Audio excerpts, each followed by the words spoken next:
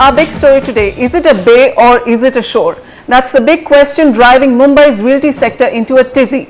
The government recently classified Mahim Coast as a bay, giving developers a chance to escape restrictive norms for coastal regulatory zones and begin development.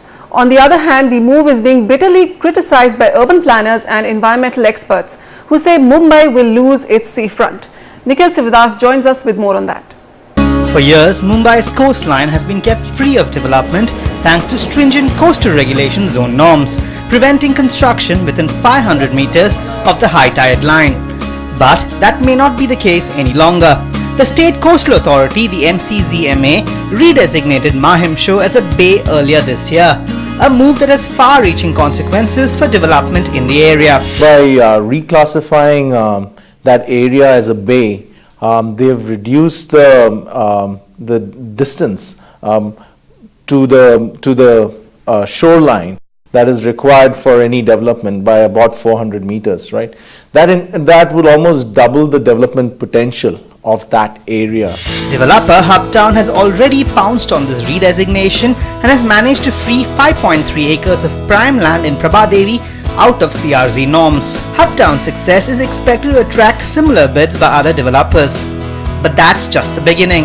This redesignation is expected to act as a precedent and might be applied to other areas such as Chowpatty, Cuff Parade, Churchgate and parts of Malad West.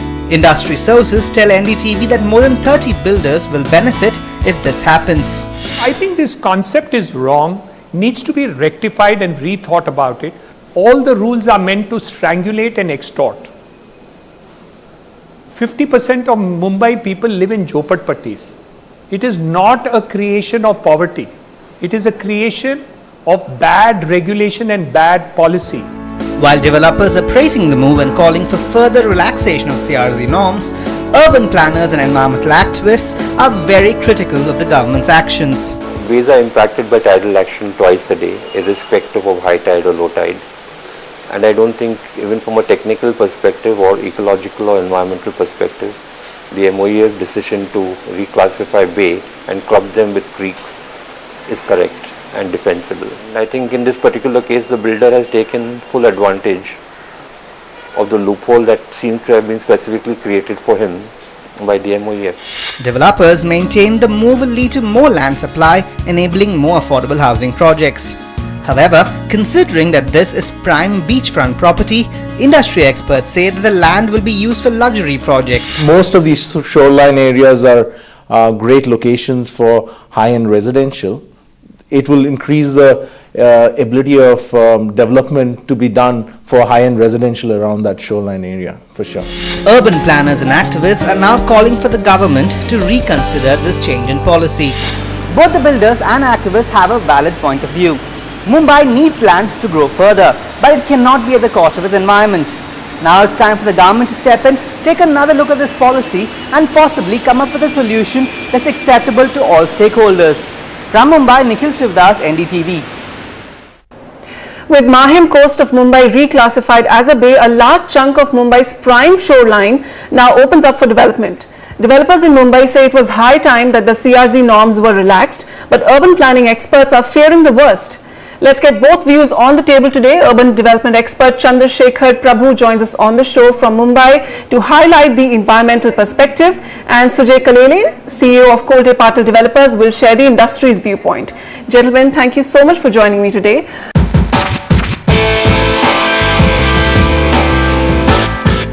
Sujay, let me begin with you. Mahim Coast redefined the CRZ belt, the radius reduced from 500 meters to 100 meters. How is the developer industry, the developer community in Mumbai viewing this development? Well, it's a welcome move, more from the perspective that, this is an area which is already densely populated. There are buildings which are already inhabited by people. When they were built decades ago, there was nothing called as CRZ, but because of the rules that came into being post those buildings coming up, the redevelopment of that entire Dadar, Mahim, Matunga belt has been held up because of the CRZ. So that will only make sure that the people who are already staying there get good quality of life while also unlocking some amount of land potential, which ultimately will result into moderation of pricing. All right. So, Mr. Prabhu, as an urban development expert, what is your opinion on how the Maharashtra Coastal Zone Management Authority acted by redefining the Mahim Coast as a bay? Do you think there was a genuine need to do this? First of all, let me clarify a few things. A, the Dadar Mahim area, it's only 500 meters which is affected by the CRZ zone. The remaining part of it was never affected. So to say that the development was strangulated or stopped because of CRZ is a myth, because that beyond 500 meters you should have seen all the development happen. So that's not true. Second is, in the Bombay's experiences, as and when more development takes place, the rationalization of prices happen. Development has happened. Bombay was 1 FSI, then it was increased to 1.33, then it was increased to 2, then it became unlimited, and so on. The FSI kept on increasing, lot of square feet was built.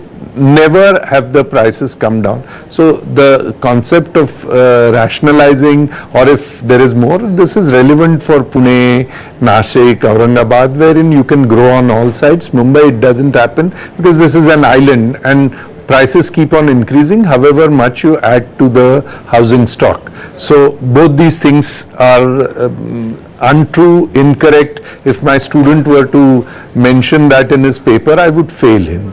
So that's one thing which one should understand. Now coming back to the concept of what is a bay and what is sea. To me, anything that faces a open waterfront leading to the sea is sea, and hence 500 meters have to be classified as CRZ anyways. If Worli Sea Face is a sea, if Haji Ali is a sea, then Dadar is also a sea. Now just because you feel that is a bay, I mean, you could stretch this to think that Bombay, as it was called for 300 years, is a bay, because in its name itself there is a bay. Hence the whole of the city should be out of the CRZ because it is called a bay. But are you fearing that this could set a wrong precedent for other areas? We also have Chowpatty, Kaf Parade, Churchgate, parts of Malad. It would not only set wrong precedents for the other area, it would destroy the very culture of Dadar. The entire cultural hub of the island city is Dadar Mahim. So Jay, how do you react to this criticism from environmentalists, urban planners, that Mumbai is going to lose its seafront if you open up, if you redefine coastlines like this arbitrarily?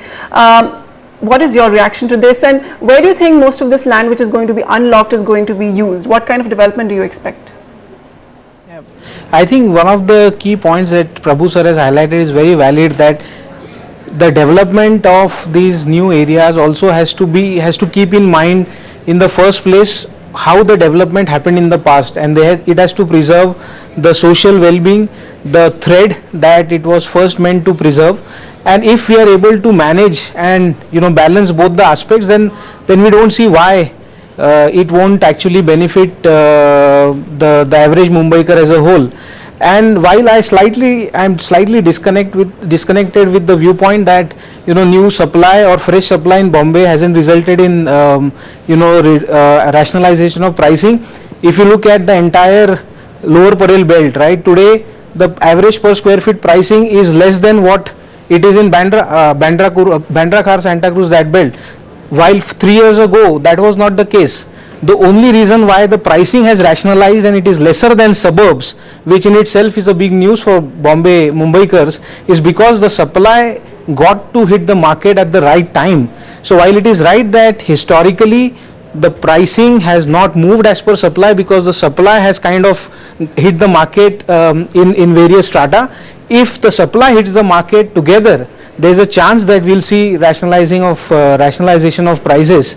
But absolutely, as far as the cultural heritage, preservation of history, preservation of the social thread, the fabric goes, I think it's possible, and it has been proven with so many schemes. If you just purely compare the coastal protection norms that India as a country has with some of the Western countries, we still believe that there is a case, there is a merit in balancing the need of urban development and the need for preserving the coastal norms. Balancing all aspects, Mr. Prabhu, a lot of these areas where there are a lot of old slum clusters, old dilapidated buildings which are potential projects for redevelopment. All of those also get stalled because they come under restrictive CRZ norms.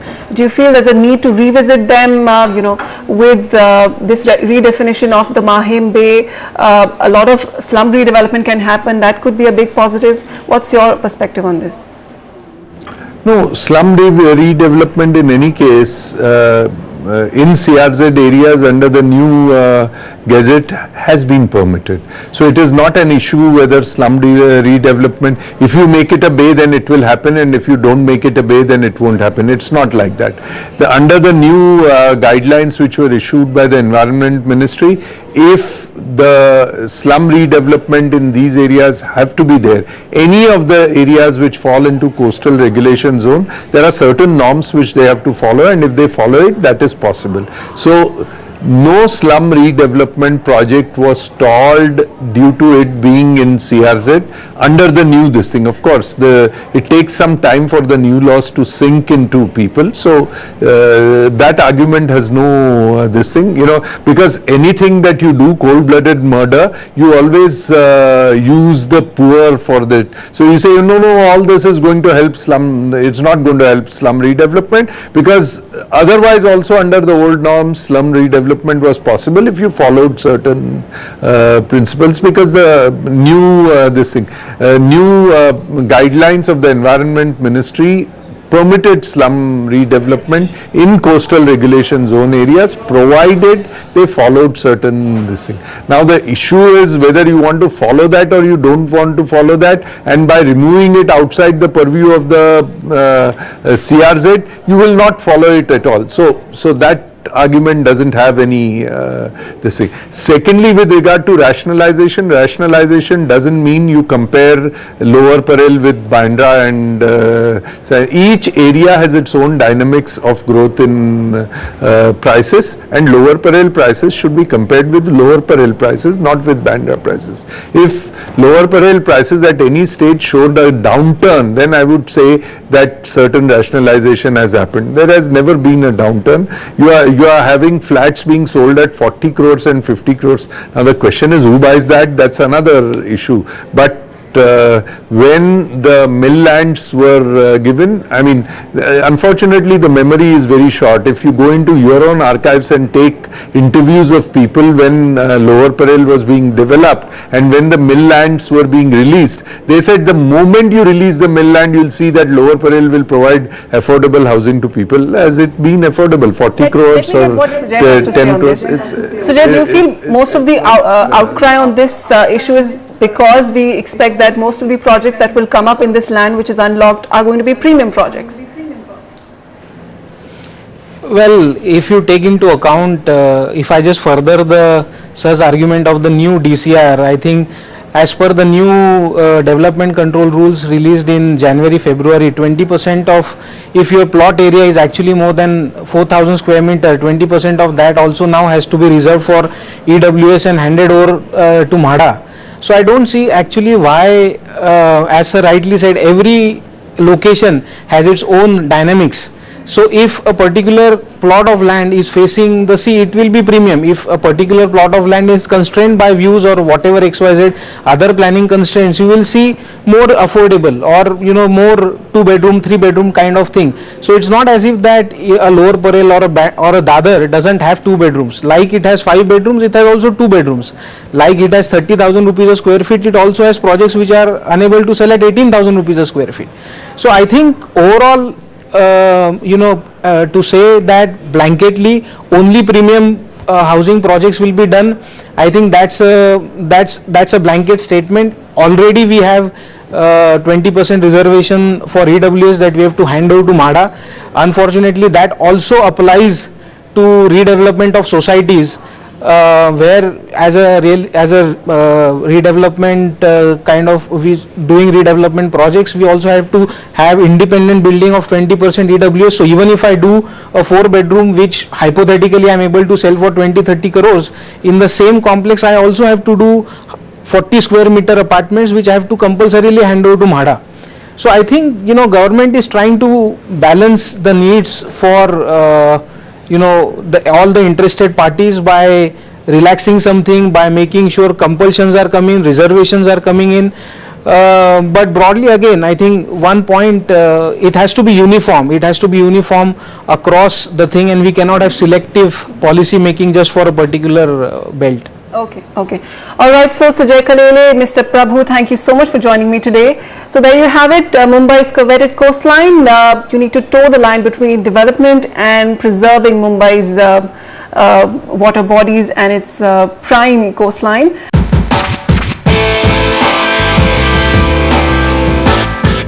All right, we need to move on and take a quick break, but on the other side, we'll get you the best plotted developments in Bangalore.